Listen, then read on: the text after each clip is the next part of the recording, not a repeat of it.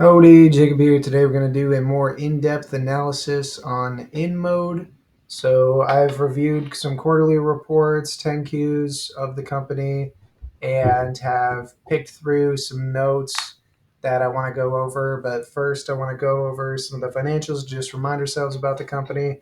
And I just want to point out that this is my own analysis. Please do yours. I hope it's done in conjunction with this, and hopefully you learn a little bit something new based on this in-depth analysis that's not meant to be end-all be-all, but just to help out a little bit more, going a little bit past the numbers and trying to grasp the company from multiple perspectives.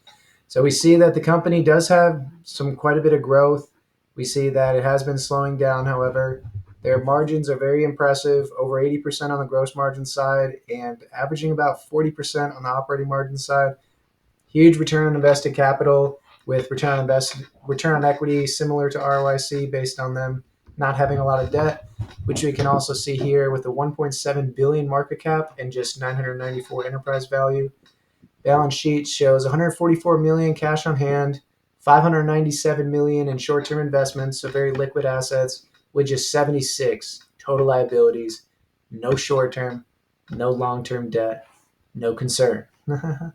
Gushing cash flow, as I like to say, due to the fact that they are producing a hefty amount of cash from operations and capital expenditures are very low.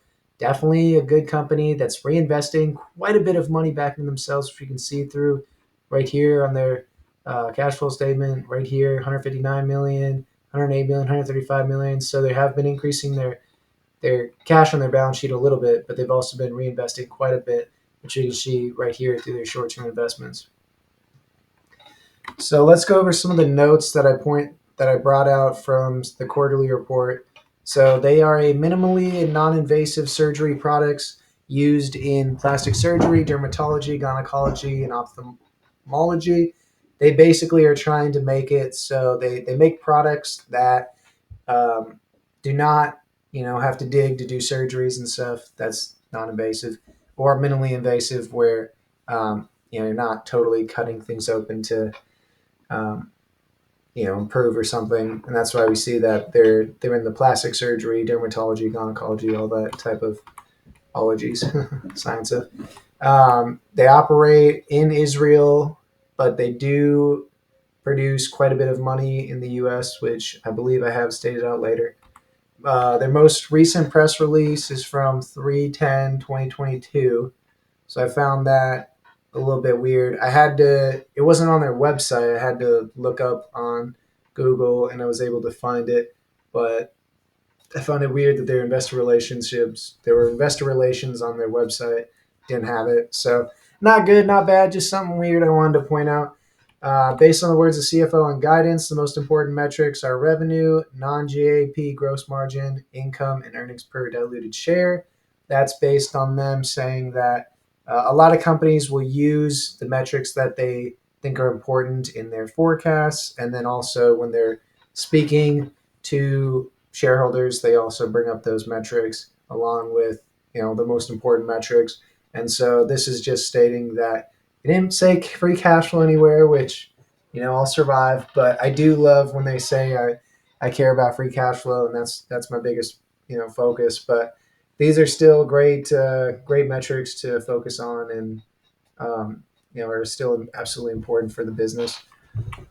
Another point I have here: almost all of manufacturing comes from 3 subcontractors, with a majority coming from just 2, Metamore and Flextronics.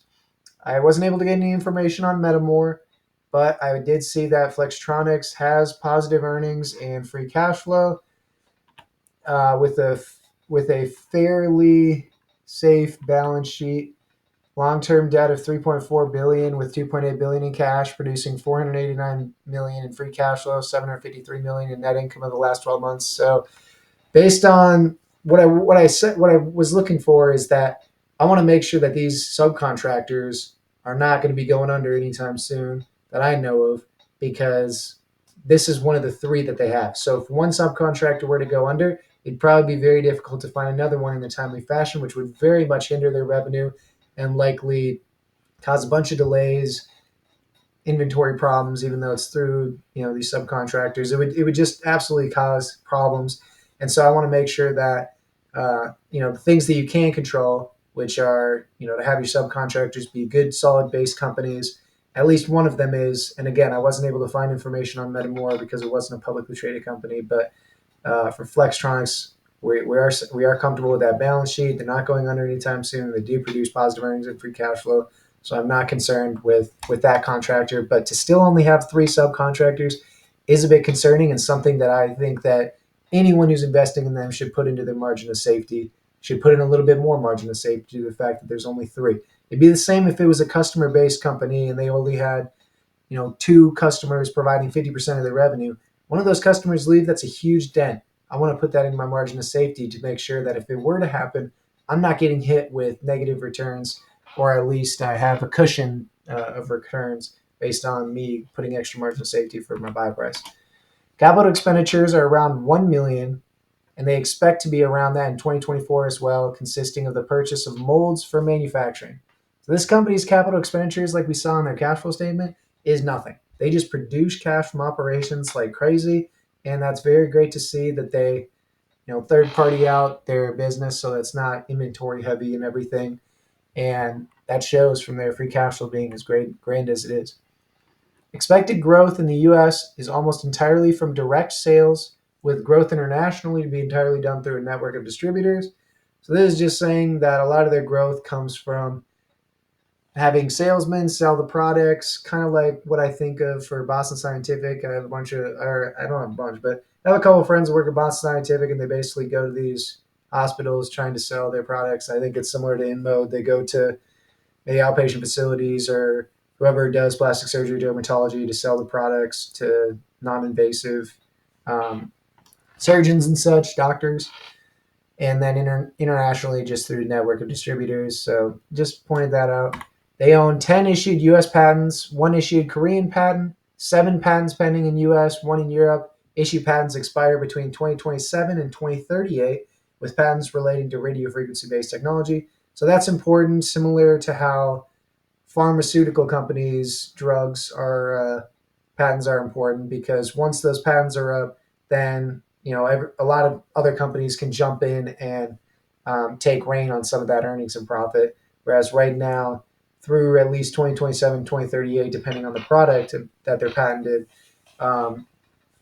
they're pretty much locked into very solid, as long as they're able to sell the products pretty well, solid earnings margins and cash flow margins and such.